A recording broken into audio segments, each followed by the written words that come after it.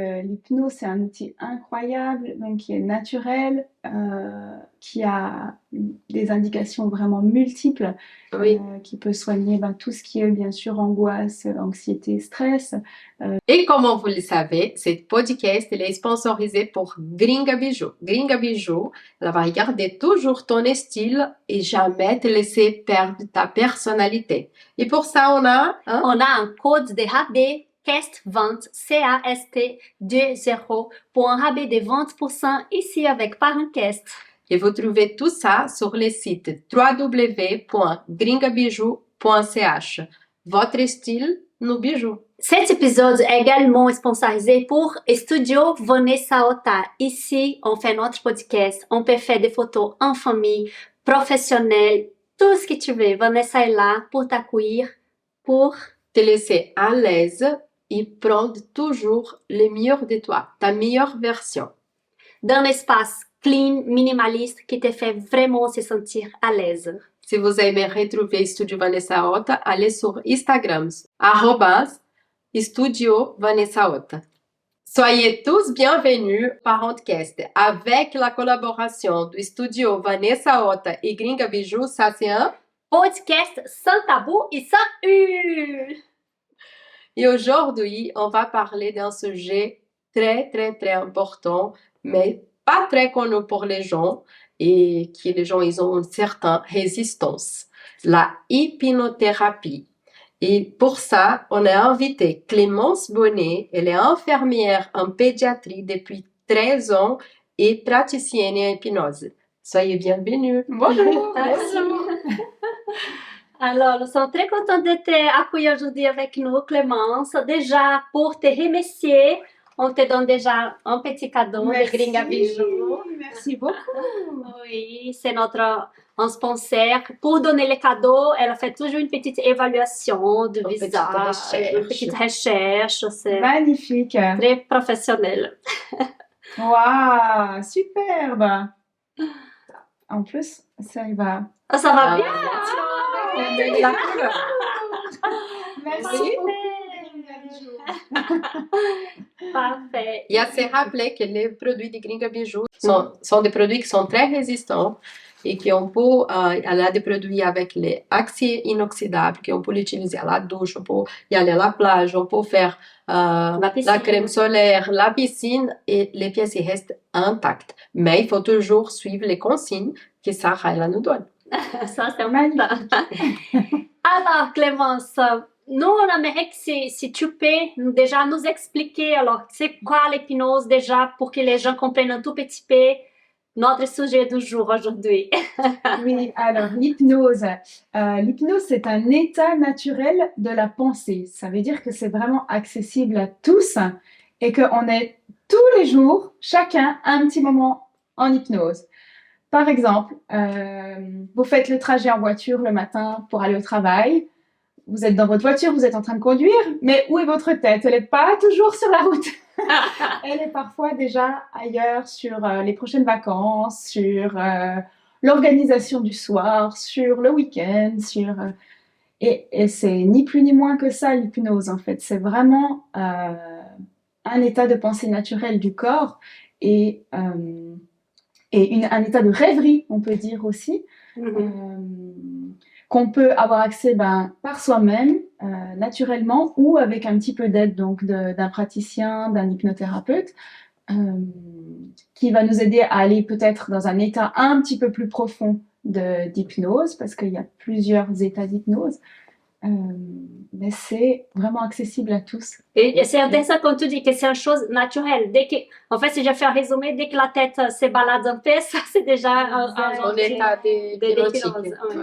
Tout à fait, c'est une rêverie et on l'explique souvent comme ça, notamment aux enfants. Moi, je travaille qu'avec les enfants, en lui disant c'est comme un rêve, ou encore mieux, on va lui dire c'est comme si tu avais un pouvoir magique où le corps il reste ici et la tête elle va se balader ailleurs. Oui, elle va aller se balader dans un endroit que tu adores ou quelque chose que tu aimes faire. Et qui ça te fait? C'est quoi qui t'a fait choisir cette branche dans ce sens-là? Tu as la formation infirmière, c'est la formation des petites enfances. Et c'est quoi? Tu dis là, j'aimerais m'informer sur ça? C'est quoi les déclencheurs? Ouais, je dirais que c'est quelque chose qui m'a toujours attirée de par ce petit côté un petit peu mystérieux. C'est quelque chose qui interpelle un petit peu, qui intrigue, j'ai envie de dire.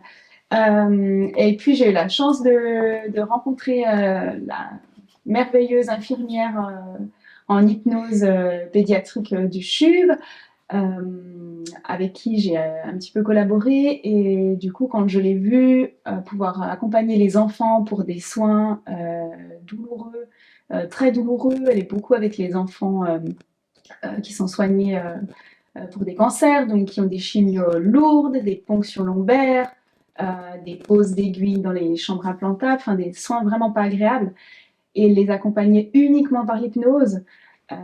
Quand j'ai vu qu'on pouvait donc éviter, que l'hypnose pouvait éviter et la sédation et les antalgiques, j'étais vraiment conquise et j'ai eu beaucoup d'admiration. Ah oui, Oui. oui, oui.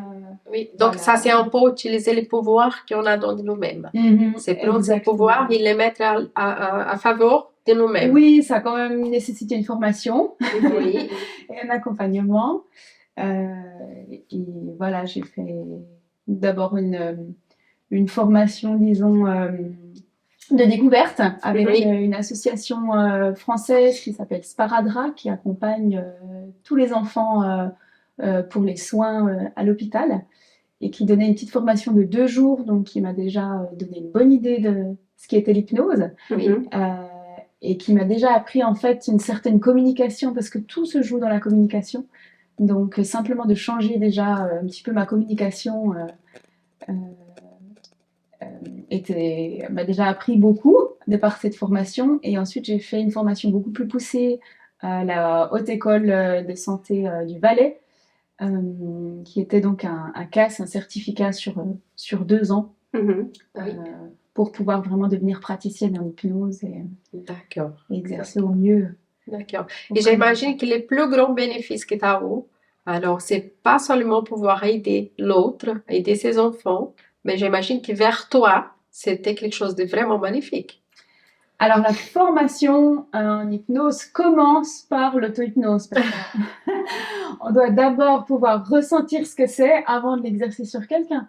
Donc, Ça, c'est bien, les prémices de la formation, c'est d'abord l'auto-hypnose pour pouvoir ressentir ses bienfaits, ressentir cet état et ainsi accompagner les autres.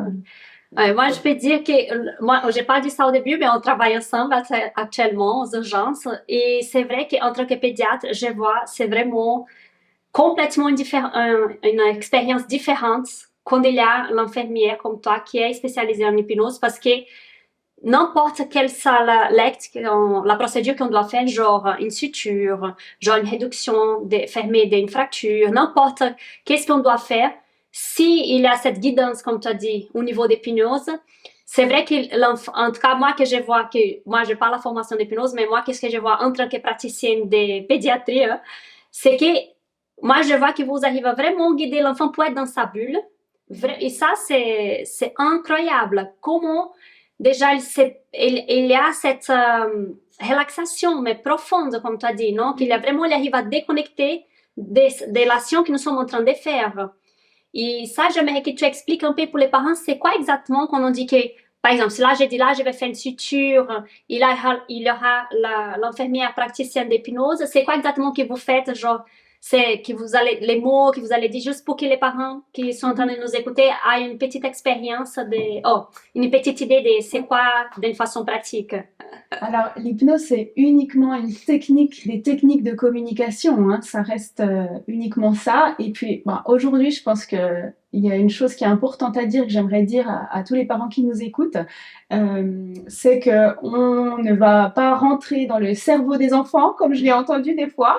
Oui, ça, on entend souvent aussi. On ne prend pas possession du corps de l'enfant ou je ne sais quoi, je suis incapable de faire ça. Je vais uniquement l'accompagner par la communication, par des techniques de communication, pour le défocaliser de ce moment présent. Je suis dans cet endroit qui est angoissant, qui est stressant, Oui. On va me faire des soins, je sais pas ce que c'est, et en plus j'ai la personne qui m'accompagne, papa ou maman, je sens que lui aussi il est nerveux, donc il il y a quelque chose qui fait que je dois me sentir nerveux. Enfin, voilà, c'est pas bien. Et moi, simplement en le guidant, en le rassurant, on va pouvoir voilà, l'apaiser. Et ça commence par des mots très simples, par l'accueil, et puis des mots qu'on va oublier. Euh, et ça, c'est des petites choses très très simples que tout le monde peut faire, parents, chaque professionnel, sans forcément avoir la formation en hypnose, mais simplement de dire, plutôt que de dire je dois faire une piqûre, une prise de sang, de dire on doit réaliser un soin, ou bien une suture, parce que la suture, beaucoup d'enfants savent que la suture, c'est l'aiguille, c'est le fil. Eh bien, on va dire, on va réparer ce bobo, tu vois, ta peau, elle s'est un petit peu écartée, on va utiliser, on va faire un joli lacet. Et Oui. puis, comment on fait le lacet? Ils attendent qu'on Oui, prononce le mot piqûre. Aiguille. Uh-huh. Et ben, je dis, on fait un joli lacet avec un fil. On peut faire avec un fil de couleur. Tiens, comment on pourrait l'imaginer, ce fil? Comment t'aimerais qu'il soit? Ça peut être un joli fil doré, les petites filles, un joli fil de princesse, tu vois, un joli ruban, comme toi, tu Oui. peux mettre des fois dans tes cheveux, autour du poignet. Enfin, il faut toujours englober ça un petit peu de magie. Et Oui. l'hypnose, c'est magique, c'est quelque chose qui est magique. Oui. Donc, de simplement transformer le langage déjà d'approche en allant lui dire, bah voilà, donc on va réaliser un soin, on va juste réparer le bobo, nettoyer le bobo, ou parler de soins et pas forcément de prise de sang proprement dit. Oui. Ça va déjà changer Donc, pour la donne. Donc, l'idée en général, c'est de transformer ce moment qui est stressant en un moment plus léger. Tout à fait. Et puis que cet enfant, il part pas avec une mauvaise impression de la situation, mais qui, voilà, oui, c'était compliqué, c'était difficile, mais il arrive à faire ça, il est capable de faire ça. Tout à fait. Et puis, vraiment aller parler de cette peur quand on sent ces enfants qui ont peur, Oui. les parents aussi. Oh, mais dis donc, je vois que là, tu es pas bien, que tu as peur, je te sens tout stressé comme ça. On met déjà des mauvais mots. Donner les mots, les sensations aussi. Oui. Est-ce que c'est vrai? Oui, oui. Mais je te comprends parce que, en fait, cet endroit, il est pas rassurant pour toi. Tu connais Oui. pas, tu me connais pas. C'est un endroit nouveau, avec du matériel nouveau, des personnes nouvelles. Oui. Je comprends que pour toi, tu ne dois pas être rassuré. Et Oui. moi non plus, je serais pas rassurée à ta place. Et je comprends que tu n'as pas envie d'être là aujourd'hui. Et des fois, je leur dis, et tu sais, je vais te confier un secret. Moi, j'ai pas très envie d'être là non plus aujourd'hui au travail. Et ce que je te propose, c'est qu'on rende ce moment plus agréable en parlant de choses cool, de choses agréables, de choses que tu aimes bien.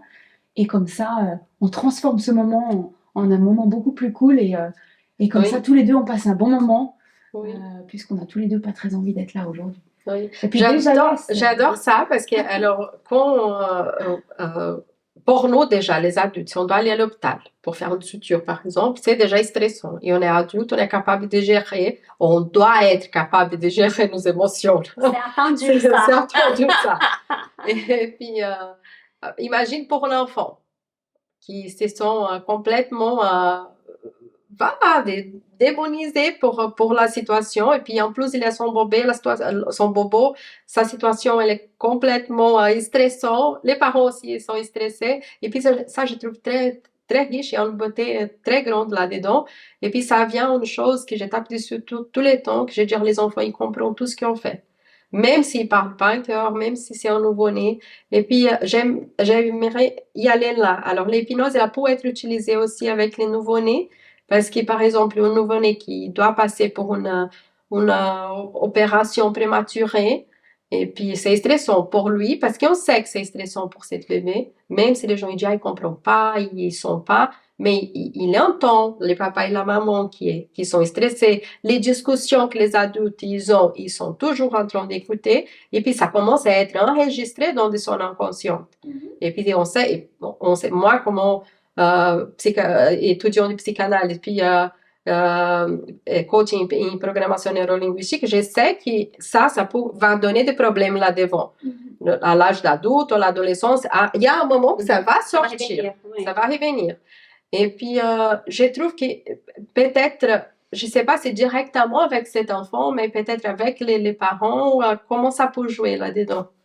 Pour les enfants Ou c'est un, Pour des bas âges. ou si c'est un nouveau-né, un tout petit. là, on va plutôt agir voilà, sur le parent et, plutôt proposer des techniques d'hypnose aux parents pour l'apaiser parce qu'on sait que toutes les émotions de l'enfant vont transparaître par le parent et que si déjà on a une maman, un papa qui sont apaisés et qui se sentent en confiance et bien, forcément l'enfant va le ressentir. Et l'hypnose chez les bébés, les nouveau-nés, prématurés, etc. passe beaucoup par les parents. D'accord. Moi, je voulais juste faire une parenthèse par rapport à ça, que si je mets ensemble ta question et avec ce que Clémence venait de dire tout à l'heure, quand on va faire les soins, en fait, quand un enfant il est trop stressé, il sera trop crispé, comme tu as dit, ses muscles ils vont contracter, il devient vraiment dur. Ça veut dire que même n'importe ce qu'on va faire, ça ferait beaucoup de douleurs. C'est très douloureux. N'importe ce qu'on doit faire, soit une suture, soit commencer une opération, peu importe.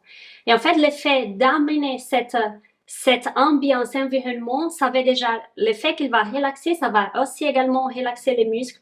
Il arrive de ça, il sort, on dit qu'il y a un système que c'est des fuites au combat. Il reste dans beaucoup de cortisol, tout ça, tous les hormones sont liées au stress, sont en train d'être libérées, contraction musculaire, c'est vraiment catastrophique, c'est la guerre dans son corps. Oui. Et même si c'est tout petit, par exemple, si on prend un exemple, un nouveau-né qui a la colique, il est en train de pleurer. Parfois, on va souvent ça aux urgences. Et tu prends les bébés et tu dis, oui, mon beau, je sais, ça va pas. La vie des bébés, parfois, c'est pas évidente. Là, il a les bobos, il a les coliques, ça vient, les caca qui ne veulent pas sortir. Ça arrive, hein? Et en fait, juste ça, cet accueil, comme tu as dit, ça fait déjà les bébés. Ah oui, effectivement, c'est pas cool. Mais bien sûr, là, on est en train de plaisanter, hein, mais c'est un accueil avec les paroles. Mais les parents qui sont en train d'écouter, et ils vont faire ah ouais, effectivement. Parce que les parents commencent aussi à stresser, les bébés, ils vont pleurer chaque fois plus. Oui. Et en fait, c'est une boule de neige de stress, en fait. C'est parfois, même si nous sommes en train de parler avec l'enfant, les parents, ils sont en train de dire, ah ouais, effectivement, il pleure, mais voilà, il a mal. C'est vrai qu'il a le droit de pleurer, parce que notre envie, c'est arrête de pleurer, comme on dit, on veut casser. Mais s'il est en souffrance, c'est pas ça.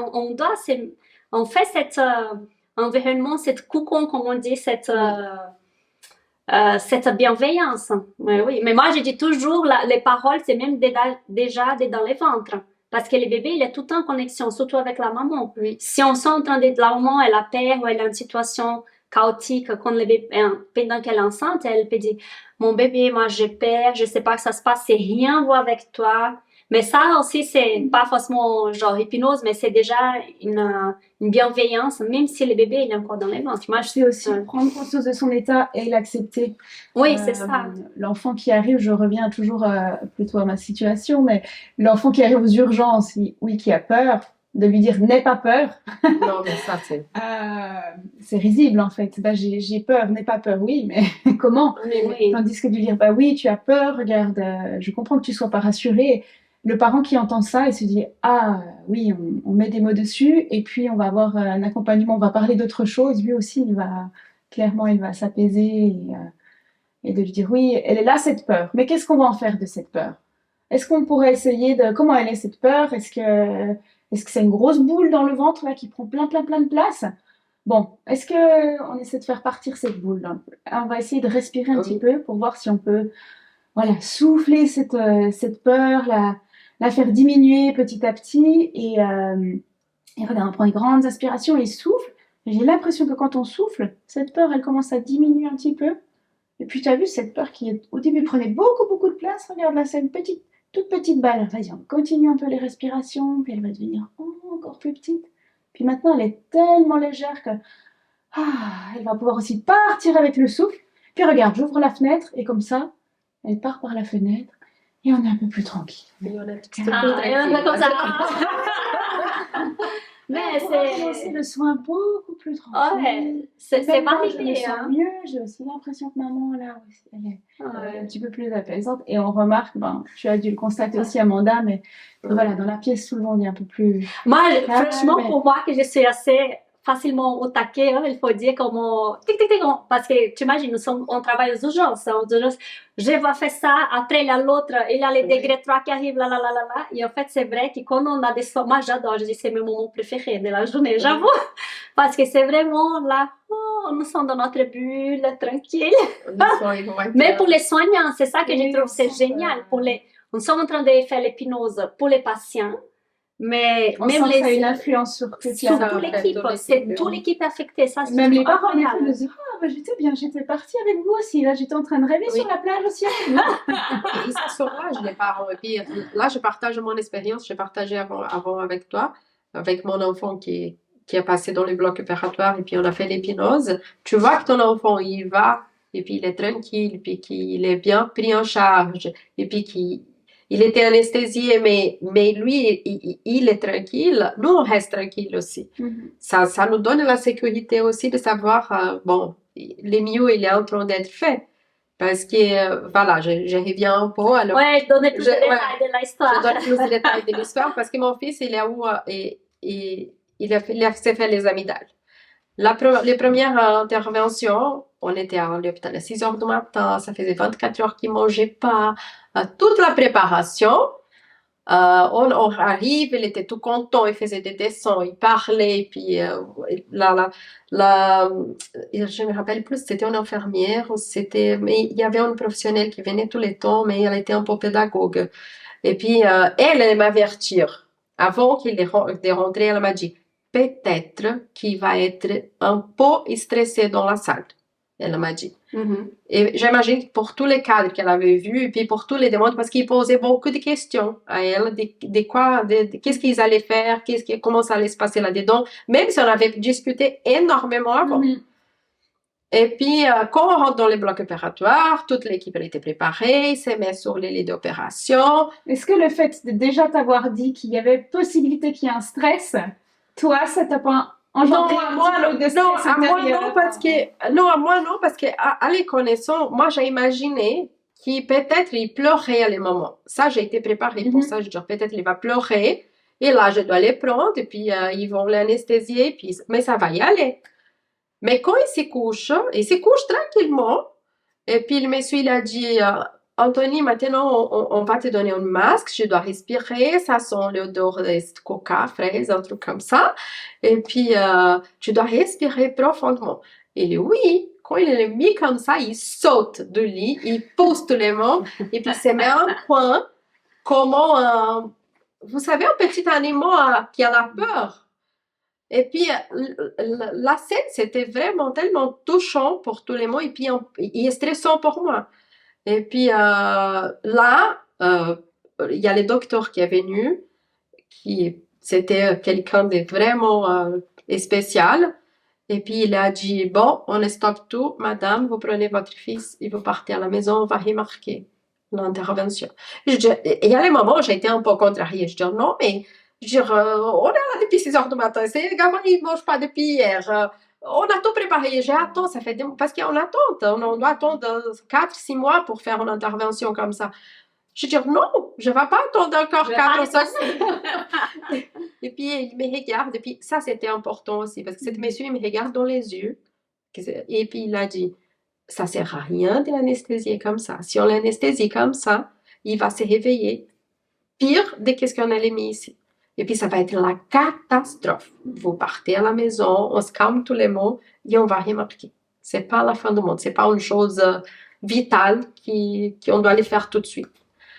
Moi, je partais contrariée, mais après, je les remercie énormément. Et c'est là que j'ai eu le contact avec l'hypnose. Parce que là, il m'a conseillé de chercher quelqu'un qui faisait l'hypnose. Lui, il a fait l'hypnose pendant 3 mois. Jusqu'à qu'on a eu la nouvelle intervention. Il y a les jours de la nouvelle intervention, c'était vraiment, moi j'ai parti plus stressée que lui, parce que j'ai dit, on arrive là-bas, ça va être de nouveau la catastrophe. Je dis, comment on va faire les amygdales de ces gamins? Et puis c'était nécessaire, parce que voilà, c'était pas un truc voilà, comme on a dit, c'est pas un truc vital, mais c'était nécessaire de faire. Il devrait être fait. Ouais. Et puis, quand on arrive là-bas, il a fait ces 3 mois avec une psychopédagogue qui était spécialisée en hypnothérapie. Et puis, quand on arrivait là-bas, il y avait une infirmière il faisait l'hypnose aussi. Et puis, il nous pris en charge depuis la rentrée dans l'hôpital. Et puis, c'était vraiment un truc qui pour moi, c'était très intéressant, c'est qu'il était tout le temps tout près de les oreilles d'Anthony, puis il parlait quelque chose que moi je comprenais pas, mais parce qu'il parlait tellement doucement que j'entendais pas du tout. Mais en fait, Anthony, il est rentré dans la salle, et il était anesthésié, il était opéré, puis quand il est sorti, il m'a dit, j'ai déjà fait, maman, parce que je me rappelle même pas de rentrer là-dedans. Et là, j'ai dit, Wow. ça c'est vraiment... Mais les cas que je l'ai mis dans la salle, puis qu'il était anesthésié déjà, tranquillement, sans stress, sans cette angoisse, moi, je partir du bloc et je restais dehors plus tranquille, et puis je savais que ça allait se passer bien. Donc ça, c'est vraiment, c'est un outil que c'est très, comment on peut dire, c'est important pour les parents aussi, parce que je trouve que, voilà, dans une situation comme ça, quand on donne dans les soins nos enfants, on perd le pouvoir. Parce que si j'arrive avec mon enfant, avec une jambe cassée, et puis je te confie mon enfant, moi, j'ai plus le pouvoir. Je peux rien faire, à part attendre, et puis... et faire confiance à l'équipe. Et faire confiance à l'équipe. Et si je prends une équipe comme ça, où ils prennent cet enfant d'une façon vraiment très douce, très délicate, puis qu'ils me passent la confiance aussi, ça c'est génial, ça c'est vraiment... En fait, il y a beaucoup de parents qui ne se rendent même pas compte de l'importance de faire cette préparation, de préparer les scénarios, genre on va faire l'hypnose, on va bien parler avec l'enfant, il va se détendre, et là on arrive à faire les soins qu'on doit lui faire. En fait, parfois, ils sont, comme on disait tout à l'heure, parfois ils sont tellement paniqués, ah, il y a une suture à faire, ah, ça va piquer, non, non. Oui, on sait qu'on doit faire, mais si on prépare bien tous les scénarios, l'enfant dans un tableau de relaxation, tout ce qu'on doit faire, ça sera d'une façon plus fluide et également plus bienveillante. Et Clémence, j'ai une question aussi pour toi, parce que comme on a beaucoup parlé des mots, qu'on va guider par les mots, tout ça, j'aimerais que tu nous racontes un peu qu'est-ce qu'on peut faire d'une façon pratique, soit en tant que papa, en tant que parent, mais aussi également en tant que soignant. Par exemple, là, parfois tu as au tri, parfois tu as au soin. Qu'est-ce qu'on peut faire, qu'est-ce qu'on peut utiliser comme outil dans notre vie journalière? Je dirais qu'au quotidien, il faut essayer de transformer un petit peu ce discours qu'on a naturellement vers des phrases négatives en positif, en fait. C'est vraiment cette communication positive qu'il faut adapter. Et ça, c'est valable pour le quotidien comme pour l'hôpital. C'est-à-dire que si je te dis aujourd'hui, Amanda ou Chris, n'aie pas peur, ne t'inquiète pas, ça va aller très vite, et c'est une toute petite piqûre. Déjà des choses avec des nouveaux. Voilà. Alors, on sait que le cerveau n'entend pas la négation, surtout chez les enfants, donc il faut travailler à supprimer cette négation et aller plutôt vers quelque chose de sois rassuré, tout va bien, tu es en sécurité ici, on va faire le soin, je suis là pour toi.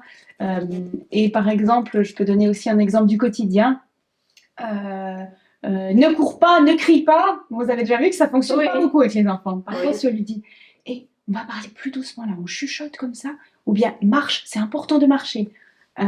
Ou l'enfant il jette la nourriture par terre, c'est assez classique. Ne jette pas la nourriture par terre. Et ben je peux vous dire qu'il va la prendre, il va vous regarder, il va la jeter. Il va jeter. Comme ça. Si on lui dit plutôt ok, quand tu n'en veux plus, prends ton assiette et tu la décales ou tu me la donnes, tu as le droit de plus en vouloir, mais on pousse l'assiette. Regarde par terre, ça salit, ça me fait du travail en plus, et après tu comprends que moi je sois fâchée, je sois pas contente parce que je vais devoir nettoyer. Si tu n'en veux plus, tu pousses l'assiette.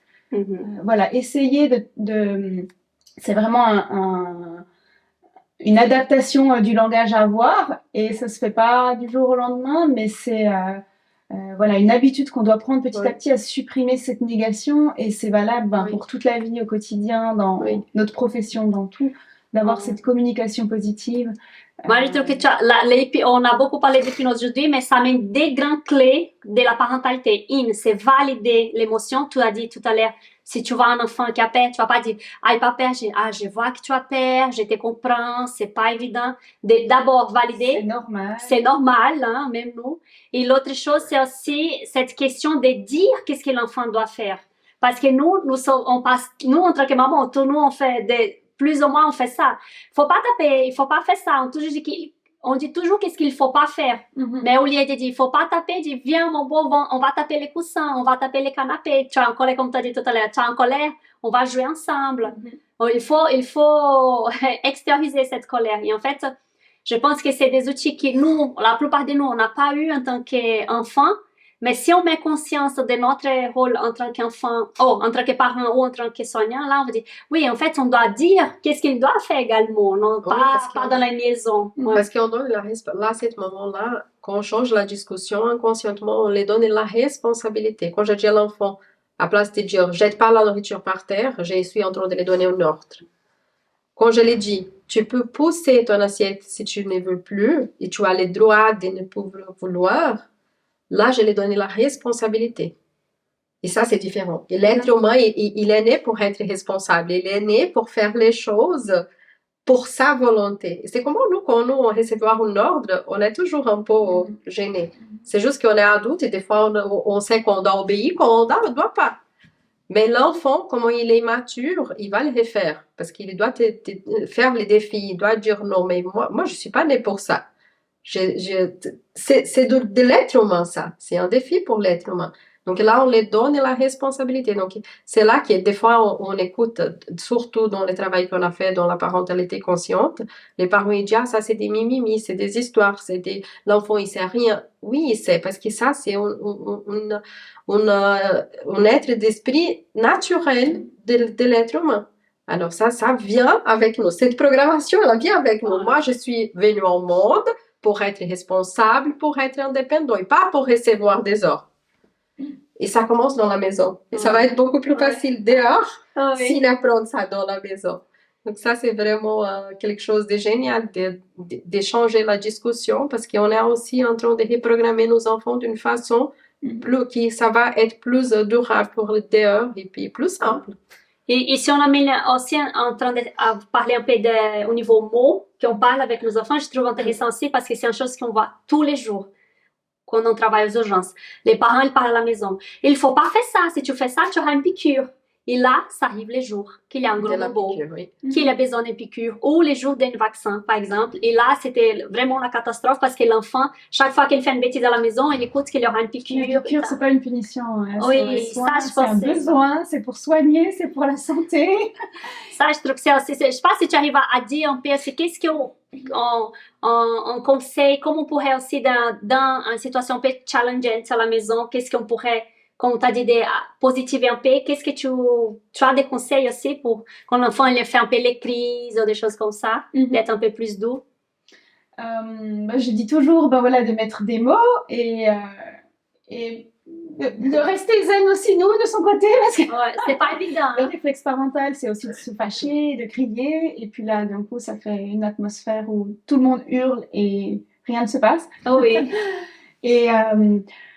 Et je pense que nous, de se mettre aussi dans cette attitude un peu où on banalise en disant, oui, là, il se roule par terre. La situation typique, c'est la crise au milieu du magasin, du supermarché, là, devant tout le monde. Où on est mal à l'aise parce que l'enfant hurle devant tout le monde.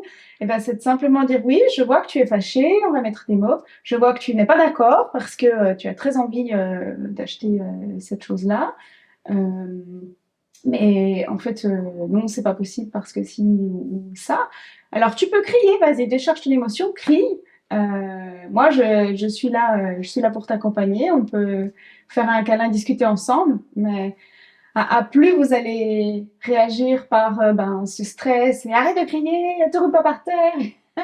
À plus il va continuer aussi dans cette crise et il va chercher à dépasser la limite, il cherche le cadre à ce moment-là. Bon, c'est aussi un autre sujet, ça. Mais ça, il faut faire un autre podcast, comment on met les cadres. Mais voilà, de toujours être dans voilà, cette communication. Et j'aimerais positive. juste revenir encore à un autre scénario là, parce qu'on a parlé un peu au niveau parent, mais je sais que tu as beaucoup d'expérience, tu fais ça très très bien. On a un patient qui arrive au tri, et là, qu'est-ce qu'on peut faire déjà? Parce que tu as dit, on va pas faire une suture, on va faire la Est-ce que tu peux aussi, s'il y a des infirmières qui sont en train de nous écouter, de donner un peu des exemples pratiques à ce niveau-là aussi? Ça va. Le rôle de l'accueil, c'est déjà un rôle de réassurance, hein. C'est le premier rôle. Alors oui, c'est un rôle d'évaluation de l'infirmière, mais on fait notre petite évaluation dans la tête. Mais verbalement, ça va être vraiment ce rôle de réassurance du parent qui va aussi agir sur l'enfant. On rassure l'enfant, mais en rassurant le parent, on sait qu'on va rassurer l'enfant. Donc, on sait qu'il faut avoir ce double rôle. Donc par cette communication positive, ce petit moment où voilà, on s'apaise, les enfants ils sont en pleurs, en sanglots, ils n'arrivent plus à parler. Oui. On va dire ok, alors là ce qu'on va faire, c'est peut-être déjà un petit peu respirer. Tu vas pouvoir bien souffler, on va voilà, être plus calme. Tu me raconteras un petit peu après ce qui s'est passé, mais là je sens que tu es pas bien. On va déjà faire en sorte que tu te sentes mieux ici pour pouvoir déjà me parler. Et maman, si vous avez besoin de pleurer, allez-y, parce que les mamans, elles se retiennent comme ça. Oui, mais ça, je trouve que c'est très important, c'est la communication des parents. D'avoir le courage de dire, moi, je suis en panique, moi, j'arrive pas à gérer. Alors, et communiquer avec l'équipe. Parce que quand on est dans une situation de stress, vous êtes là pour nous aider. Et si je dis non, j'arrive pas à gérer la situation, pour moi, c'est trop de voir mon enfant comme ça. Sûrement, ça va être plus léger, puis ça va aussi être plus facile pour l'équipe qui est en train de prendre cet enfant. Il faut mettre des mots. Donc, vraiment il faut mettre des mots sur les émotions. Et puis après, avec les enfants, donc quand on travaille en hypnose, on travaille beaucoup sur les métaphores. En fait, l'hypnose, c'est vraiment un travail de défocaliser l'attention. On l'a dit tout à l'heure, de l'emmener vers cet état un peu de rêverie. En fait, il faut déjà avoir accès à l'enfant, parce que l'enfant, quand il arrive en état de stress, il est dans un état d'émotion négative, il est dans le négatif, on n'a pas accès à lui. Donc, on va d'abord chercher à rentrer dans son univers. Ça peut être il arrive avec le t-shirt d'un super-héros ou de la princesse, ou vous aurez toujours un petit moyen de repérer quel est son univers. Et puis, on va rentrer dans cet univers-là, dans l'univers de l'enfant. Oh, mais je vois que tu es pas venu seul, tu es venu avec ton doudou, et c'est quoi comme doudou? Tiens, c'est une autruche. Mais dis donc, raconte-moi voir un petit peu comment elle est cette autruche, parce que elle vient de où l'autruche? Et on rentre dans son univers, et une fois qu'on est avec lui, on va avoir accès à lui, et voilà, on va déconstruire ces émotions négatives, et on pourra un peu plus donc défocaliser cette attention pour le soin. Et donc je disais, l'hypnose, c'est vraiment, on travaille beaucoup avec les métaphores. Les enfants sont très imagés. Ils ont un imaginaire incroyable, et c'est eux qui nous emmènent dans cet imaginaire-là. Donc, on va dire beaucoup de choses. Ah ben tiens, tu m'as dit que tu adorais, tu avais adoré tes dernières vacances au bord de la mer. Raconte-moi voir un petit peu. Et justement, tu vois, quand on nettoie, c'est comme si tu étais au bord de la mer et que tu te faisais éclabousser par les vagues. Et après, on va aller un peu plus loin. C'est comment cette plage? Et qu'est-ce qu'on entend sur la plage? Est-ce qu'il y a des enfants qui jouent? Est-ce qu'il y a des mouettes? Et le bruit des vagues? Est-ce que tu peux me dire comment il est le bruit des vagues? Et on associe toujours la respiration avec. Et regarde, quand tu inspires et que tu respires, est-ce que tu peux aussi entendre le bruit des vagues dans ta respiration? À l'inspiration, la vague arrive, et à l'expiration, elle s'en va. Bon, il y a tout un tas de techniques, mais... Oui, il y a toutes les techniques. On est en train de respirer avec elle. Je ne sais pas si les gens ils vont sentir ça. On était juste votre cas. Ouais, c'est ça. Il y a 1000 expériences, il y a vraiment... Oui. Mais ce que je voudrais dire vraiment, c'est que l'hypnose, c'est un outil incroyable, donc qui est naturel, qui a des indications vraiment multiples, qui peut soigner tout ce qui est bien sûr angoisse, anxiété, stress, mais tout ce qui est douleur. Donc à l'hôpital, on travaille beaucoup sur la douleur aiguë. mais en cabinet sur les douleurs chroniques, sur tout ce qui est phobie. Bon, après, il y a la partie dépendance aussi. Mais les troubles du sommeil, on peut vraiment aller chercher au plus profond de soi ses propres ressources. Je le répète, Oui, Oui. Ouais. je ne dis rien du tout, c'est vous qui Ouais. allez chercher.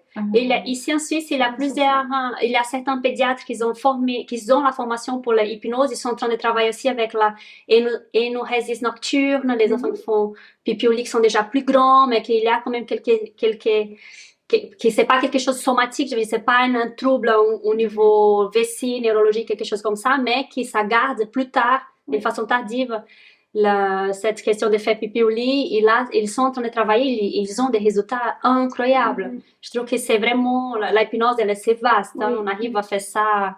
Je trouve que les enfants d'aujourd'hui aussi ont beaucoup de stress à l'école, au quotidien, dans les activités, et par des moyens très simples, on peut les faire très facilement un peu de relaxation. Ou il y a une expérience qui est très chouette, c'est leur proposer une bulle de protection ou une cabane, où on leur dit imagine que tu as quelque chose autour de toi, comme une bulle qui te protège, et dans cette bulle, il y a uniquement toi qui peux choisir ce que tu veux faire rentrer à l'intérieur.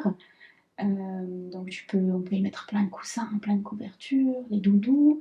Si tu as envie de faire rentrer des personnes à l'intérieur de cette bulle, c'est toi qui décides. Et toutes les choses que tu n'as pas besoin, les choses qui t'embêtent, les choses qui te dérangent, regarde, tu vois, elles peuvent venir, elles tapent contre la bulle, elles glissent le long de la bulle, et vraiment elles sont extérieures à toi. Dans cette bulle, on peut mettre un petit peu de musique douce, on peut mettre les odeurs, elle peut avoir l'odeur que tu veux, cette bulle. Ou la cabane, la bulle, il faut que ce soit l'enfant qui choisisse aussi. Hein, Parce qu'il a une couleur. La couleur, la la forme, couleur, oui. Et il faut qu'il choisisse aussi d'être enfermé dans cette bulle. Enfin, des fois, on peut aussi proposer la cabane. Oui. Ok. C'est l'enfant qui choisit. Enfin, voilà, on part vraiment toujours de l'enfant. Mais la cabane magique, elle est aussi incroyable parce qu'elle peut être dans les arbres, elle peut être dans la forêt, sur la plage ou à la maison. Et de nouveau, cette cabane, on la fabrique comme on veut, avec des murs très solides. On y met ce qu'on veut à l'intérieur. Et tout le reste, tout ce qui gêne, tout ce qui dérange, toutes les peurs, les angoisses de la journée, ça reste à l'extérieur. Oui, et ça c'est un exemple hyper riche parce que je trouve qu'on peut utiliser avec les enfants à la maison dans une situation de stress, mais même les parents, ils peuvent utiliser avec eux-mêmes quand ils sont dans ces moments trop stressants avec les enfants. C'est ça, tout à fait. Je prends quelques secondes pour m'asseoir, me mettre. J'explique à mon enfant que j'ai besoin de m'isoler un peu dans une pièce, dans une chambre.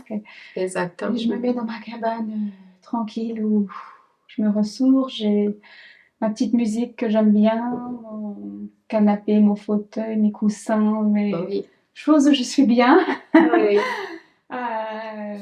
Ma nourriture, ma boisson qui me fait du bien. Et voilà, je prends ce petit moment pour juste écouter, observer ce qu'il y a autour de moi, ressentir. Et voilà, et j'y retourne. Je gère la situation. Moi, je trouve aussi que par rapport à ça que tu as dit, c'est important, comme tu as dit, que les parents ils peuvent utiliser pour eux-mêmes, mais c'est aussi au niveau famille, mais même au niveau du travail. Moi, ça m'est déjà arrivé une situation catastrophique pendant une garde, quand je venais d'arriver en Suisse, parce que voilà, il y a tous les stress, un nouveau pays, nanana. Et en fait, un jour, j'ai dit là, je ne vais pas gérer, ça ne va pas du tout. Et en fait, j'ai dit aux infirmières, les filles, j'ai besoin juste de faire pipi. Je me suis verrouillée aux toilettes. Et là, je faisais la respiration. Je disais, ça va bien, je suis en sécurité, je suis capable de tout les faire. Parce que ça peut, dès qu'on a une situation qui semble plus grande que nous, je ne vais pas gérer, juste se recentrer. Il fait la même chose qu'on montre, on fait pour les enfants, mais même pour nous, de dire, OK, tu es capable, cette situation, elle est présentée pour toi, mais tu es capable de la traverser, tu es capable de gérer, tu es en sécurité, tu ne vas pas mourir. Parce que parfois, ça donne cette sensation que ça sent qu'on va mourir, hein, que c'est vraiment trop, trop, trop compliqué. Je trouve que c'est important. Une fois qu'on maîtrise l'auto-hypnose, on peut vraiment l'utiliser en tout temps, faire très rapidement une petite session, comme une situation stressante, quelque part. c'est quelques secondes, quelques minutes où Ouais, je soufflais quoi. voilà, Ouais. on ressent, Ouais. le corps, quelques respirations. Ouais. Bon, cet moment, il était très riche. Ah, j'ai envie de On rester pourrait dans le rester canapé. encore longtemps ici. Alors, on a profité de la séance. Alors, je ne sais pas si vous allez sentir ça à la maison, mais nous, en tout cas, on était bien travaillé les On deux a ici, bien détendu. Hein. bien détendu. Merci beaucoup, c'était vraiment chouette. Je suis vraiment ravie de te faire connaissance. Merci. Et- Merci à vous pour votre accueil. Et j'espère bien que les parents, ils arrivent à trouver des outils ici dans cette conversation et puis que ça peut déclencher aussi dans vous-même cette envie et cette importance d'être mieux pour nous-mêmes et là, oui, on va être mieux pour nos enfants. Tu veux parler quelque chose? Moi, je vais donner un dernier exemple par rapport aux métaphores que Clémence a partagées, parce que, par exemple, une situation qu'on voit souvent en pédiatrie, ça arrive l'enfant, entre guillemets, catastrophique, TDAH, qui est en train de tout bouger, toucher, tout, descend, ventre par air, et la maman qui a déjà la honte, qui dit, ah mon Dieu, désolé, docteur, il a TDAH, il est hyperactif, nanana. Et en fait, une chose que j'ai commencé à faire dernièrement, c'était, ah, mais voilà, tu es un super héros, hein, mais tu as la super vitesse, quoi. C'est incroyable, c'est pas tous les enfants qui ont ça. Et en fait, la métaphore que tu as dit, je trouve que c'est une beauté que nous, on apprend, que n'importe quelle situation, que c'est challengeant pour les parents, on peut toujours donner un nouveau regard, Oui. une nouvelle image, soit un enfant avec un TDAH, soit un enfant avec autisme. La maman, c'est déjà parfois un sentiment soit de culpabilité ou un peu j'ai la honte, parce que hier j'ai eu une consultation comme ça qui me disait oui, il y a des gens qui disent que c'est moi qui ne sais pas gérer, et quand on dit ça, oui, mais tu es un super héros, moi je vois là, la super vitesse, incroyable. Et en fait, là, il y a déjà eu des mamans qui sont sorties en pleurant, dit merci docteur S, tu m'as donné un nouveau regard à mon fils. Je trouve que c'est ça la beauté de notre travail, c'est oui, on peut voir n'importe quoi différemment, quoi. Ouais. C'est vraiment d'accueillir et donner cette... parce que, alors, déjà avoir un enfant comme ça, c'est un défi énorme. Ouais. Et puis, la peur d'être jugé, c'est vraiment cette peur de moi, je suis pas suffisant pour mon enfant, je suis pas capable. Et puis ça, c'est une chose que c'est horrible de se sentir pas capable. Et surtout devant l'être humain qui est devant la société, on devait les gérer d'une façon ou de l'autre.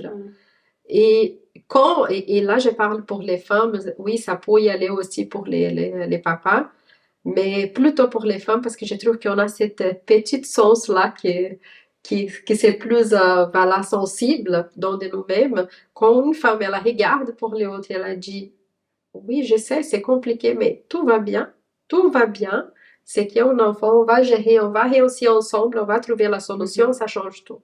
Ça change tout. Et puis quand on fait ça, par exemple, toi, Amanda, dans ton cabinet, tu es capable d'accueillir cette maman, elle va accueillir sûrement, si elle passe pour la même situation, elle va savoir accueillir une autre maman. C'est vrai. Et puis ça devient une chaîne qui se propague et puis que le monde il commence à devenir mieux et plus simple. Mais que les gens ils aiment ou qu'ils n'aiment pas, les nouveaux enfants qui nous arrivent, celui-là qui sont là et celui-là qui sont en train d'arriver, ils sont complètement différents. Et puis moi je trouve que ces enfants ils sont très spéciaux parce qu'ils ont des choses qui nous on n'a jamais imaginé, et puis ils ont une capacité de comprendre les choses, une sensibilité, ils ont une intelligence qui c'est beaucoup plus grande, mais on doit être vraiment attentif, puis on doit vraiment travailler notre regard pour qu'on arrive à voir cette richesse à ces enfants. Et c'est ça, le travail de parent de caisse, c'est de faire les gens se réveiller. C'est nous, on essaie de se réveiller tout le temps, de regarder un peu plus, avec un peu plus avec le cœur, regarder les gens avec le cœur. Parce que derrière de chaque enfant, il y a un parent, et puis ces parents, il y a une histoire. Et cette histoire, en général, elle pèse énormément dans cette famille. Et voilà, on se retrouve tous les derniers vendredis du mois ici, chez Parents de Guest. Et c'est vraiment un moment de bonheur, de partage, de connexion, comme ça a été aujourd'hui. Je te remercie encore une fois. Merci. Et j'aimerais savoir, tu aimerais laisser une dernière phrase, un dernier message, Clémence, pour les parents? Un message clé. Oui, un message clé. Tu peux regarder la caméra là maintenant. Oui. d'avoir confiance en soi et vous arriverez à la donner à votre enfant et ça sera que bénéfique pour tout le quotidien et plus spécialement quand vous venez à l'hôpital. Ah, c'est Bon, bien. Merci beaucoup, merci Clémence. beaucoup. On va plus rien dire. À très bientôt. Au revoir. Who is